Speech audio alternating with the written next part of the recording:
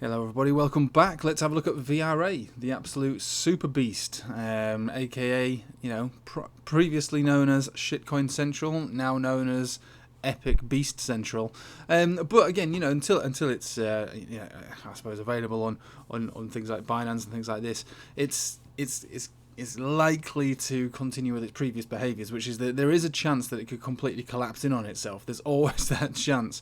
But this time round is a very good setup, and this is why I got involved. And again, we were looking at this in the downtrend of since May, in the crash of May, and I was saying, look, we're going to get involved in this one. This is where we're going to be picking it up at. And to be honest with you, more or less got this one at the bottom, because the bottom of the market had clearly been put in. A lot of these shitcoins like Bepro had already started to move, and VRA was lagging behind. So I thought it was an educated guess, the market treating it as a whole, that there was a decent entry point around here, and it more or less was basically around here, pretty much at the bottom. Anyway, as it was a bit of a gamble, we kept our close eye on it. But since then, it's gone into a very, very nice chart structure, all the way up, nice pullback, all the way up, very large pullback with the market. And since this pullback basically it was more of a consolidation, since we've broken out of there, we've gone to make new highs, basically new all-time highs as of yesterday and today, just continuing to move. Now, my normal strategy for checking to see how overextended this would be to view the money flow index. This usually finds a decent opportunity to spot a top. There's a top there, you've got a top there, obviously you've got a top here. Obviously that top was smaller than these tops. Now that top is smaller than these tops, so there is a chance that this could have a pullback at any moment. And we look at the very basic things like a Bollinger Band strategy. Every time we're outside of a Bollinger Band, do expect to see the candle get reabsorbed back into the main area of the Bollinger Band. Obviously, that's standard procedure. 95% of price action takes place within the Bollinger Band. So when you're outside of one, you do have to expect to be brought back inside at some point. But, it's extremely bullish. Check on the weekly here. Nothing particularly to be concerned about. If anything, it's just to be more excited about. But honestly, I'm not joking when we talk about the chances of it having a pullback. It's obviously very, very likely. Now, we had an extremely positive signal back round here. This is your conversion baseline Ichimoku cloud. This is your entry point. The candle body close and open was down here. So this would have been the entry point since that cross would have been formed. Absolute beast of an entry point down here. Obviously, for those who are even at this high level, like I say, even up at this high level, it's 130% move since that signal. Obviously, for me and my channel, most of us got in pretty much, if not the bottom, below a cent is when I really started talking about this one as in an opportunity. I mean, we were following it all the way down, but just nervous to try and catch a knife on something like this, because it is, something, of such significance. Yeah, that's not just any small pullback. It's an 87% retrace. Yeah, and it could obviously get worse than that. It was a shit coin. It wasn't trading at $75 million in a 24-hour period down here. It was trading at less than $500,000. So let's respect what I'm saying. When something is a shit coin, it is a shit coin. At the moment, is it a shit coin? Well, not at this very moment in time, no.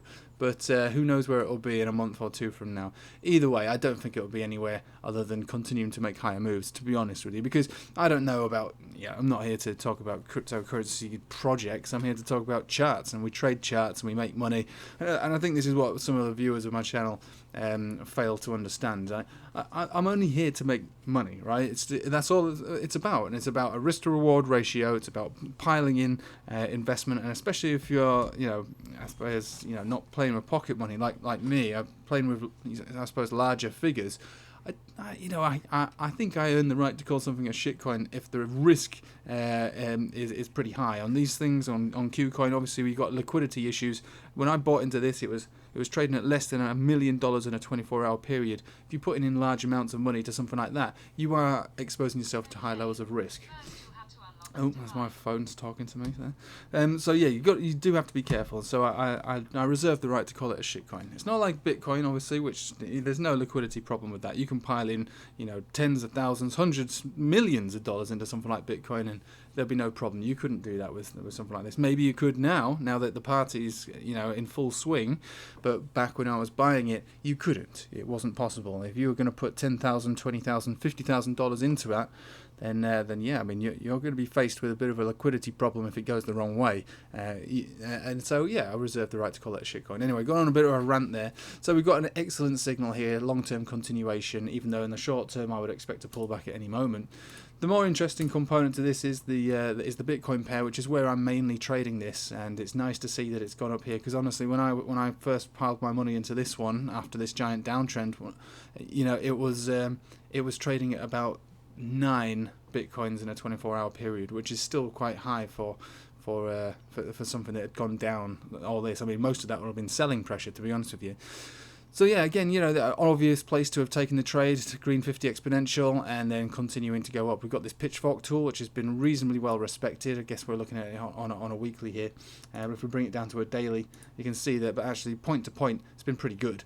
We've had supports all the way here, decent supports, resistances, and broken through the resistance now. So the next obvious target really is the center of the pitchfork. We're talking between 12 and 13,000 satoshis there before the next major pullback. And if you trade a pitchfork, do be prepared for it to come all the way up and then all the way back down again. Not that I say that is the most likely scenario. I think now that we've broken the 9,000 sat zone, that in itself is a decent support. But let's face it, a pitchfork like this, which has been well respected versus its satoshis, we should be looking to hit this level next, between 12 and 13,000 sats. And if we're the most bullish, we'll come down to the upper center.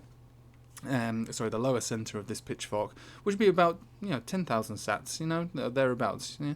So anyway, it's looking pretty good. Not overextended on money flow index. However, previous examples have shown that we've had our initial peaks and then smaller peaks, basically bearish divergence on a money flow index. Now, we're not really, I suppose, entertaining the idea of that right now, but it's just something to be aware of. The most important thing I would say to take home on this chart right now is the conversion baseline cross on the Ichimoku cloud on both Tether and on Bitcoin.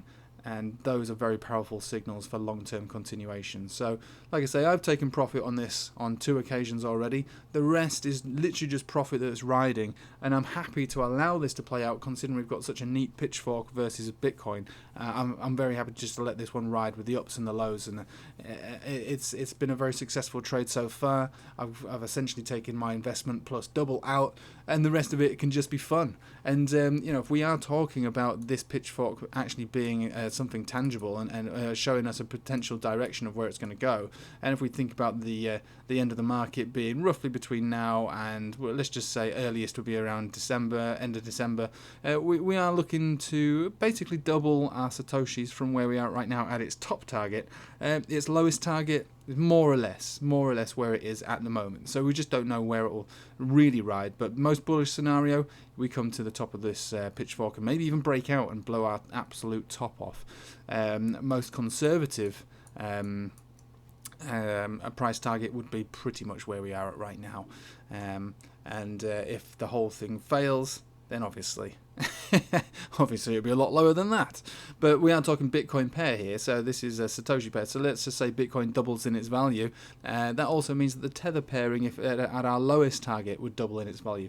So we're kind of looking at potentially, anywhere from a 10 to 20, maybe even 30 cent VRA by the time this entire move is played out.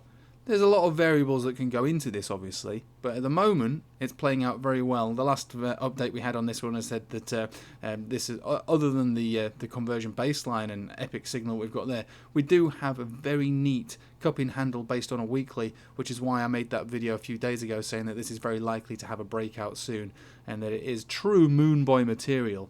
And yeah, so that one's worked out. That formation has worked out very well, and this should hopefully continue as well. So there's every aspect of this chart that currently looks pretty good, apart from the obvious short-term pullback given the fact that we are outside of a Bollinger Band. Yeah, so other than that, yeah, this should continue long term. Don't have a problem with it. Entry points are for you to determine. I certainly wouldn't be entering into this now. I'm looking to be getting out of it incrementally, if anything. But yeah, the party is in full swing. You know, we're not even at midnight yet. We're still having the pre-drinks, in my opinion. But yeah, just be careful, obviously. This is a volatile beast, which is why I'm going to refer to it as a shitcoin until it's proven otherwise. Shitcoins can really hurt you, and this has been proven in the past. Everybody was loving it until they basically got completely wrecked.